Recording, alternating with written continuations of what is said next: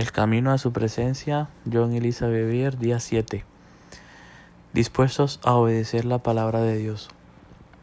Isaías capítulo 66, versículos 2 y 3.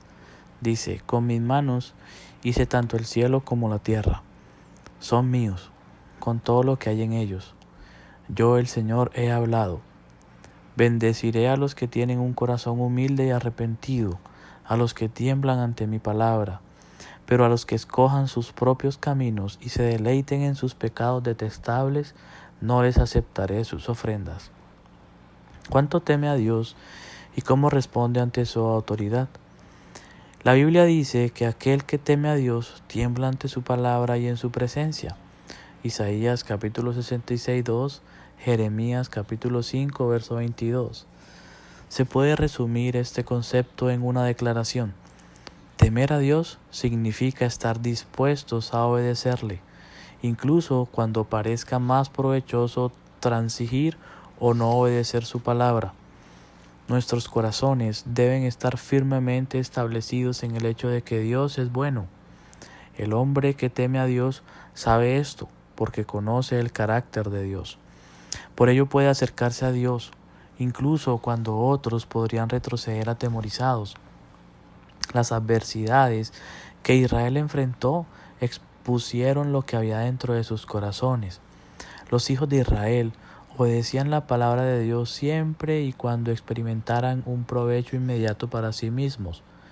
Pero tan pronto sufrían o ya no podían ver las bendiciones, perdían de vista a Dios y comenzaban a quejarse con amargura. Durante siglos, Israel había orado y clamado para ser libre de los opresores egipcios. Dios los oyó y envió a su libertador, Moisés. El Señor le dijo a Moisés: Así que he descendido para librarlos del poder de los egipcios y sacarlos de ese país, para llevarlos a una tierra buena y espaciosa, tierra donde abundan la leche y la miel. Éxodo capítulo 3, verso 8. Moisés proclamó las palabras de Dios ante el faraón, diciendo: Deja ir a mi pueblo. Sin embargo, la respuesta del faraón fue aumentar sus sufrimientos.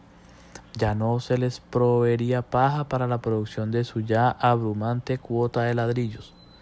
Los israelitas tendrían que espigar por la noche y trabajar durante el día.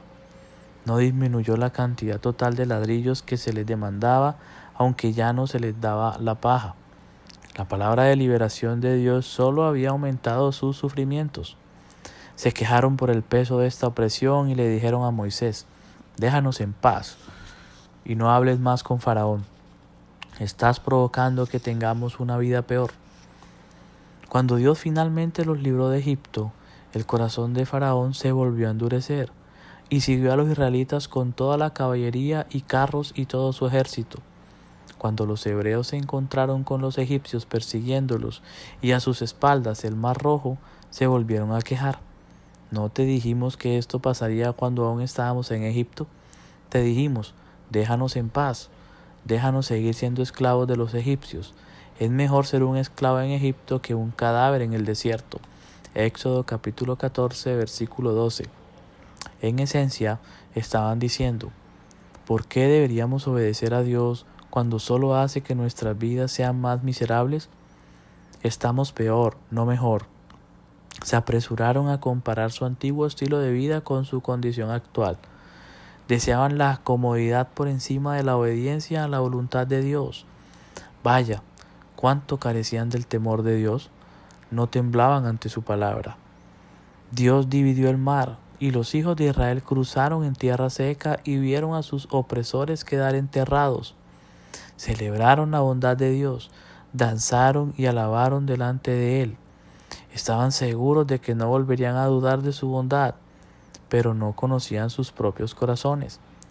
Otra prueba acontecería, la cual una vez más expondría su infidelidad. Apenas 3 días después volverían a quejarse contra Dios, porque no querían aguas amargas, sino dulces. Vea Éxodo capítulo 15, del verso 22 al 25. ¿Cuán a menudo hacemos lo mismo? Queremos palabras suaves y gratas, cuando las amargas son las que necesitamos para ser limpios de las impurezas. Necesitamos permanecer firmes en nuestra obediencia a Dios y a su palabra, incluso cuando no parece ser el camino natural o agradable. ¿Alguna vez se ha quejado diciendo, sería mejor para mí si? Piense detenidamente en cada circunstancia desagradable de su vida. Con un espíritu contrito y humillado, agradézcale a Dios por cada una de ellas. Permanezca firme en su obediencia a Dios, ya que conduce a la leche y miel de las bendiciones de Dios. Oremos. Señor, elijo ser alguien que tiembla ante tu palabra y quien te obedezca de continuo. Al considerar mis acciones, me doy cuenta de que he anhelado regresar a los días cuando la vida era menos complicada. Me he comportado como los hijos de Israel al pensar en Egipto y desear regresar a un falso recuerdo. Gracias por mi pasado. Usa esas lecciones de vida para acercarme más a ti hoy y en los días venideros. Enséñame a seguirte y de ese modo desarrollar mi intimidad contigo. Si caigo, levántame y llévame por el camino de la intimidad y de la obediencia. En el nombre poderoso de Jesús. Amén. Guía para el caminar diario, Números capítulos 13 y capítulo 14.